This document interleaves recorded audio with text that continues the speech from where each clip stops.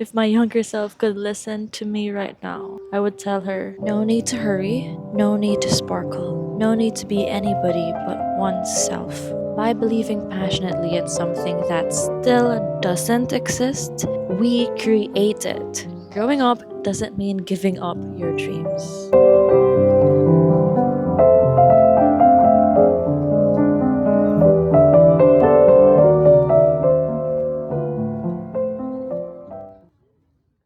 I can't believe I'm saying this right now, but it's been already 7 months since I walked out the door with my bags and moved to Italy and studied Montessori teacher training.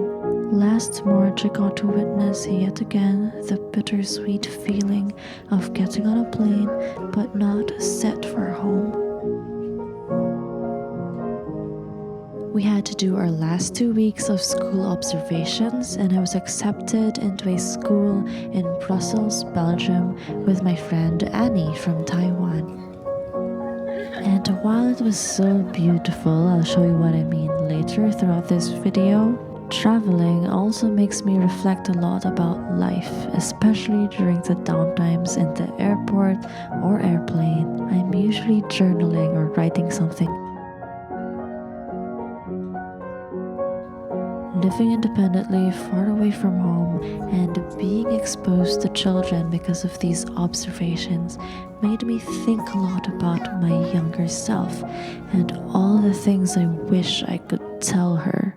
As we enter spring, it also dawned upon me that this April I am turning a year older, and I'm joining the 27 Club.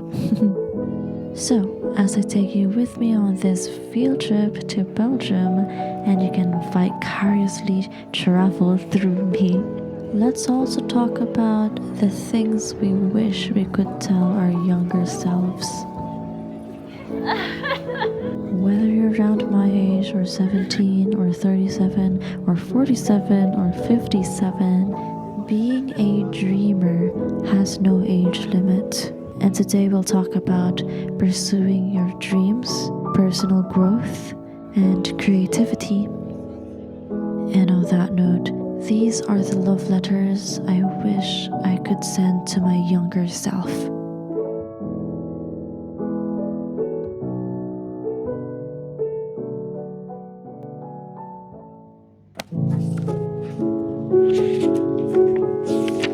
Hello there, Pixies, let's catch up. So throughout this video, I'll be showing you my trip to Belgium with Annie. I went there to do school observations, which is a huge requirement as Montessori teachers. So from time to time, I'll be showing you the places we went to, but also I'll share with you the letters that I wish I could send to my younger self. All the words that I wish someone told me when I was younger. Most of these letters that I'm sharing are somewhat like life lessons I've learned, as well as some of my favorite quotes that I read. So, dear younger self, chase your dreams, not validation. What's more important, temporary praise and admiration, or a sense of fulfillment within yourself? Because when you chase your dreams, you are pursuing yourself. You, my friend, are your most valuable investment. So definitely don't chase validation, chase your dreams. Spend as much time as you can learning skills, working on yourself, consuming art, instead of chasing validation from others, acceptance, sense of belonging, because those things will come naturally when you discover yourself more. But if your priority is to seek validation first, then you will never validate that inner guide within you. You will never feed the soul that hungers. And all of us, we all have our inner motivations. Slowly but surely learning skills and working on yourself, maybe even getting new hobbies, is more permanent than you think. You don't have to monetize everything you do, you don't have to make everything you enjoy a career path. But these will collectively help you achieve your dreams in the future. they would all be useful one day.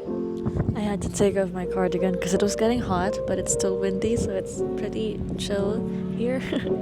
To clarify a few things, I'm not saying here that you shouldn't have friends or you shouldn't take care of your friendships. In fact, I do want you to create more authentic friendships, and you can achieve that by being true to yourself. We're all still just a work in progress. It's important to take a step back and separate your identity from the group. Friendships and connection are important, but being more connected to yourself is also important.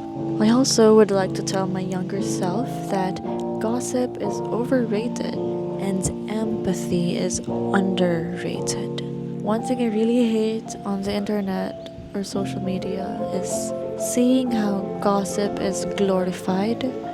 Sometimes it's on merch, like I saw this pair of socks being sold with an embroidery saying Gossip Club. I get it. Gossip is fun, chica, in other words. And it's okay, but if you find yourself or your friend group talking down about others, or it comes from a place of envy or hate instead of understanding and empathy, girl, that's not cool. And even if you don't participate directly with that gossip, if you don't say anything about it either, you're still part of it. You're still propagating that hate. And as a person who has been a victim of rumors and gossip, it's a canon event. Some of us have grown a thick skin and just not care about what other people say. But definitely when I was younger, it destroyed me so bad. And because of those experiences, I could say I grew really high walls. And now that I'm getting closer to 30 instead of 20, I could say that I'm slowly letting those walls down. And I'm gradually trying to heal those parts in me.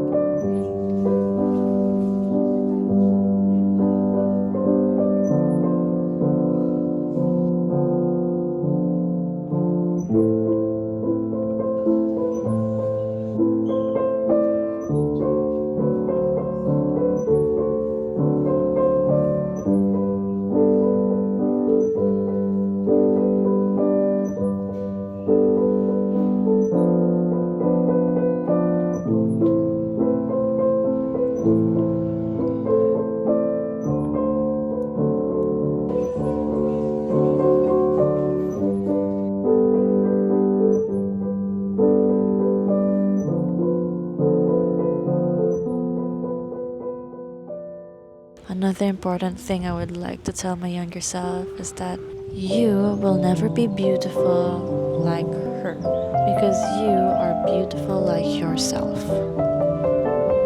And what do I mean by that? Yeah, it's a cliche. Everyone is beautiful in their own unique ways. But what I mean here is if you try to copy someone else's style or compare your features to what they have, which you don't, it's a losing game. Obviously, we're all born with different features. And if you pursue yourself, if you practice, I don't know, makeup skills, styling, if you improve your posture or go to the gym, become more healthy, your features would stand out in your way. You're supposed to be enhancing your features, not copying what others have.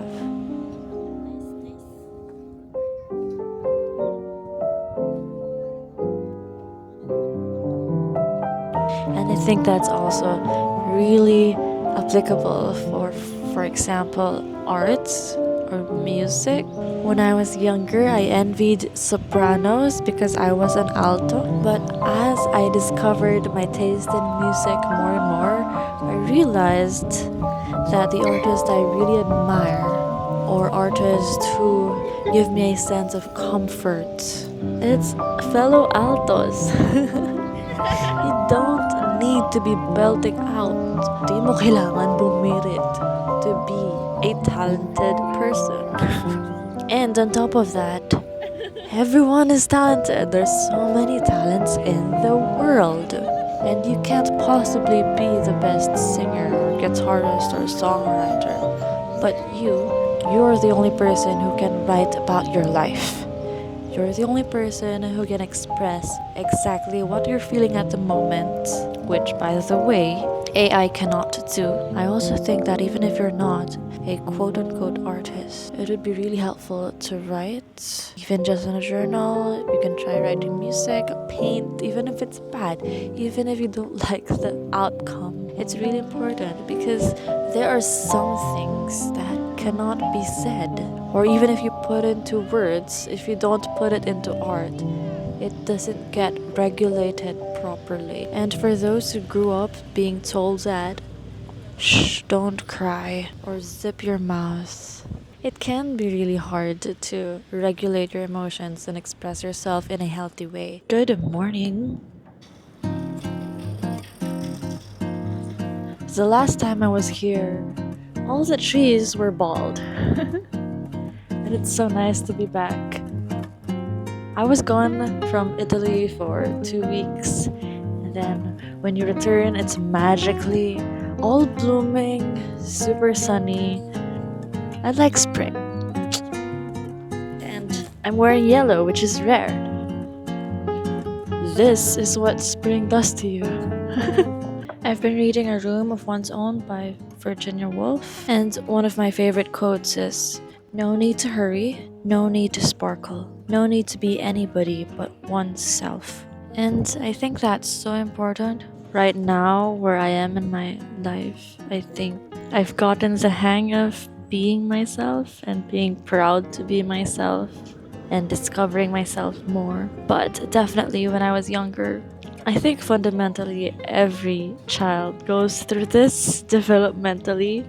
Everyone wants to associate with each other and fit in and belong into a certain group, have some sense of belonging. And it can be so disappointing if you can't find that sense of belonging. If my younger self could listen to me right now, I would tell her, you don't need to be anybody but yourself. I think that's so important as well for anybody in the Gen Z generation to listen to right now, because especially with exposure to the internet, everyone is very performative, image conscious, or sometimes easily influenced by trends. I think as you get older, you need to find some courage to allow yourself to discover things, your own interests, without the influence of outside factors. No need to hurry. You do not need to know what you want to be in 5 years from now. My aspiration when I was a child, I wanted to be a teacher, which is great because that's what I'm doing now. But I also wanted to be a manga artist and a rock star touring around the world. Wow.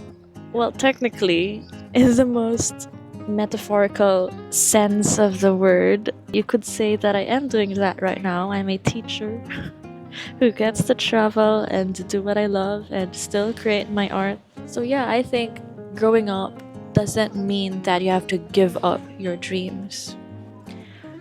Let me repeat that. Growing up doesn't mean giving up your dreams. Your dreams can shift, can evolve, can transform along with you as you transform as well.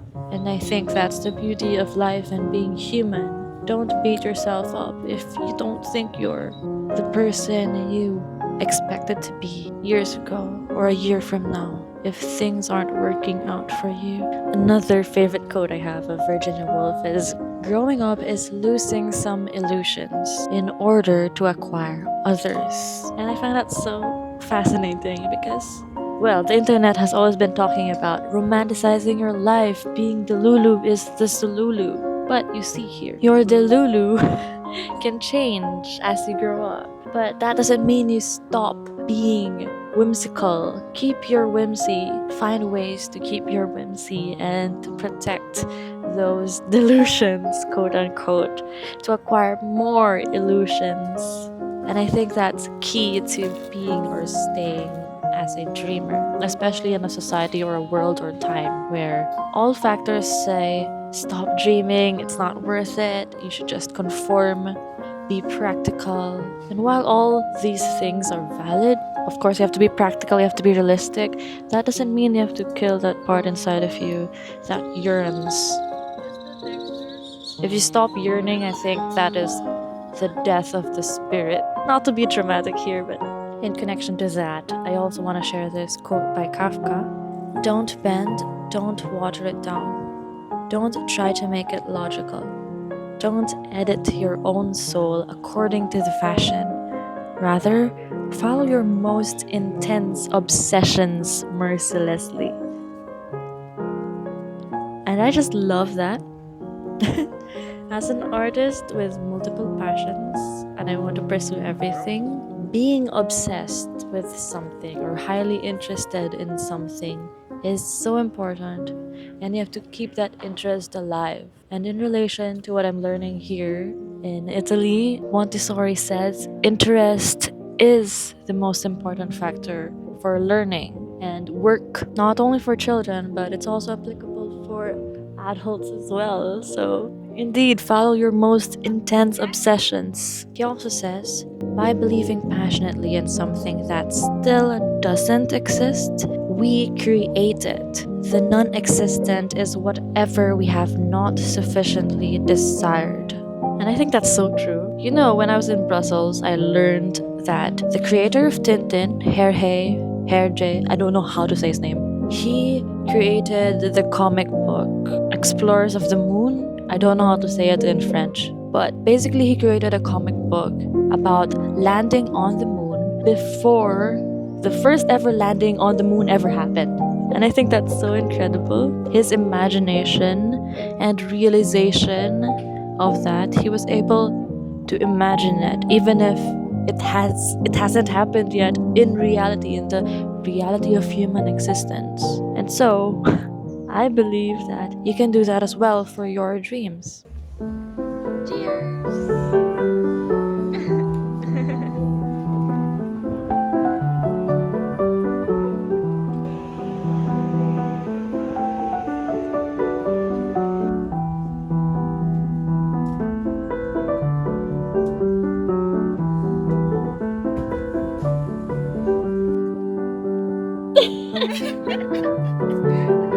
Big elephant. If you like Dumbo.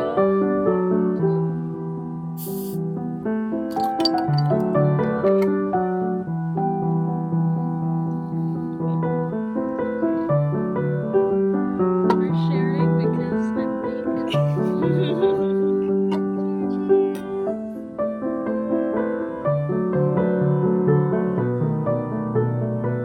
We approved Dumbo beer.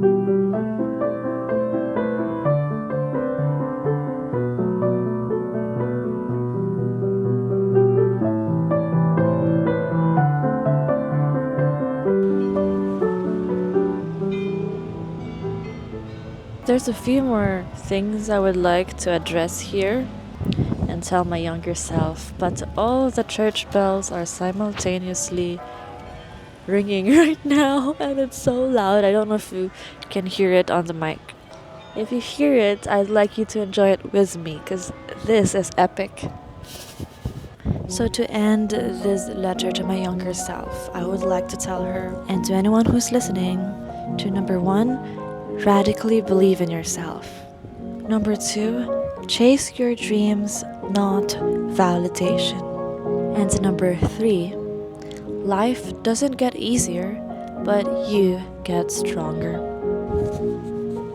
Once again, this is Magnolia Pixie, and from the bottom of my heart, I hope you don't stop dreaming, and I'll see you again next time. Bye, Pixies!